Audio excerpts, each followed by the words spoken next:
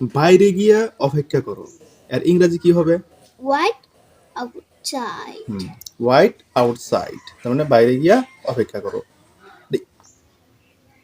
উপরের দিকে যাও, উপরের মানে সিঁড়ি বেয়ে যখন উপরের দিকে যাওয়া হয়, কারো যদি অর্ডার দেই যে যেমন তোমারই কইলাম নীলুফা তুমি উপরের দিকে যাও, তো তাহলে ইংরেজিতে কি কবা? কি কবা? Go up. Go up. তাহলে গো আপ মানে হইতেছে উপরের দিকে যাও।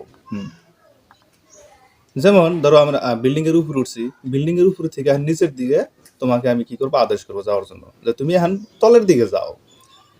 তুমি তলের দিকে যাও, এটার ইংরেজি কি হবে? তাহলে কি কবা? তলের দিকে যাও, এটার ইংরেজি কি হবে? Go down. Go down. Yes. যেমন ধরো তুমি আর আমি বাজারে যাবো, আমি রেডি হয়ে গেছি আর তুমি রেডি হওই নাই, তোমার আমি তাড়াতাড়ি কইতেছি নীলুবা তাড়াতাড়ি রেডি হও, তো তাড়াতাড়ি হাজু হও, বাজারে যেতে হবে। ওই টাইমে তাহলে বাজারে যেতে হবে, তাড়াতাড়ি হাজু হও, তাহলে এর ইংরেজিটা কি হবে কত? Be ready. হ্যাঁ, বি হাজু হও, মানে জলদি জলদি তাড়াতাড়ি বাইর হও, আমরা বাজারে যাব তো। মনে মনে থাকো, এর ইংরেজি কি? Keep quiet. Yes, keep quiet. মনে মনে থাকো, কিপ কোয়াইট।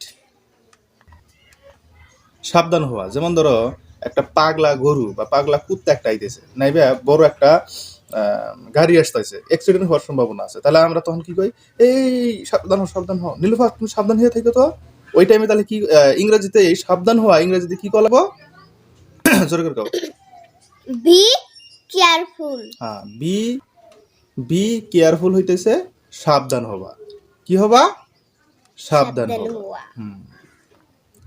তুমি এখনই যাবা, এখনই যাবা তুমি, এটা ইংরেজি কি হবো? Go at once. হ্যাঁ।